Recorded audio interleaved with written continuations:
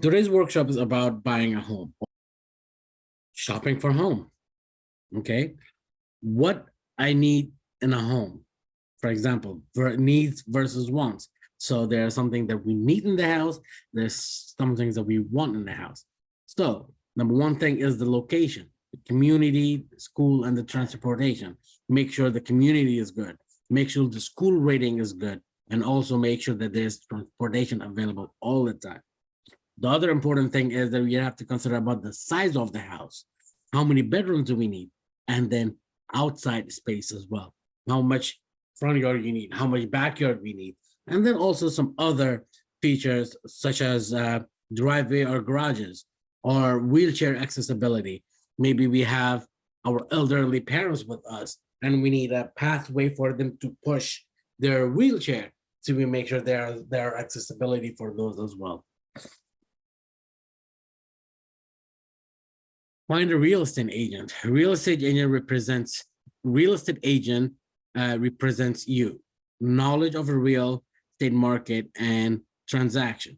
Know neighborhoods, schools, and etc. Helps you find the right home for you. And then also, a real estate agent can help you through the process as well. A real estate agent can access the resources for you, and the real estate agent get paid a commission. You might have you sign a buyer agreement. Don't feel pressure. It's your decision. So whenever you want to buy a house, if you like something, if you don't like, it's not like you don't have to pressure yourself. Take your time and then discuss it with your family. And then when you're ready to do the closing and everything, then you can move on with it. There are websites you can look online for the housing option. You can walk the neighborhood, look through the neighborhoods. You can go to the open houses, and then also you can work with your local your real estate agent, and then also friends that there are housing options such as Zillow. That's what I usually use, or Redfin right here at the bottom, or homes.com is the websites that you can use to look for a home. Making an offer. Decide how much you want to pay for the home. The realtor can help you out with that. Can be less, more, or exact what is listed. And then also the realtor will help you, type up an offer for you. Offer is a legal binding, basically. It's basically what you offer.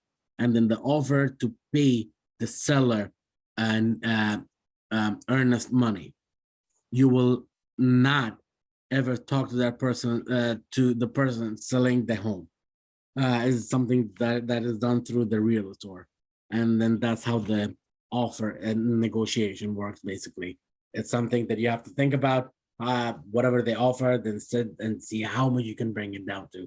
And then the realtor can help you out, even type the letter for you.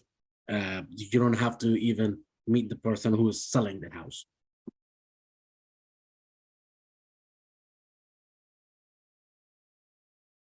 Owning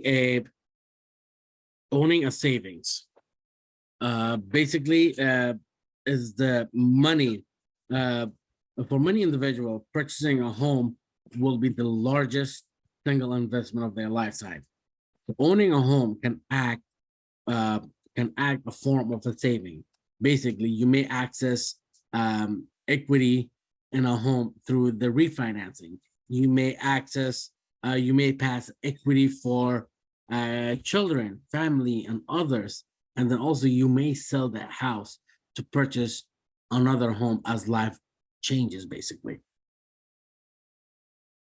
Closing your home purchase. Due diligence. Due diligence basically is once your offer to buy the home has accepted, and strict timeline starts from a series of steps from buying a home, including home inspection. A professional home inspector is hired to come and look for any problems with the home.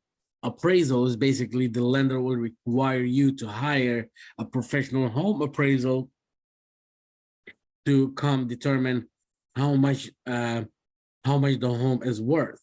Negotiations basically use the information from appraisal and the home inspection to negotiate any changes or to your original offer. And then the loan process itself, it is during all this you will be working with the lender to get an individual loan for you to buy a specific home. This requires a lot of paperwork, people, so be ready for it. Pre-closing is you and the realtor will be making sure that the terms of your offer have been met in regards to the condition of the home, and you and your lender will make sure that you have all of the money you need for the closing, need to close, ready and available. Basically, the pre-closing is once you and the realtor sit down and you can think about, all right, make sure that all of the term that you offer is meet in regards to your loan, in regards to your home and condition. So basically, if there's any damage on your home, make sure that whatever the process is, or whatever damage that has to be cut down from the price of the house, make sure that is right there for you guys. The closing is basically what the buyers will also pay as just a fee for all the due diligence and the closing services, inspection, and then appraisal. It is basically 3 to 6% of the loan, and then it's paid separately or added to the loan.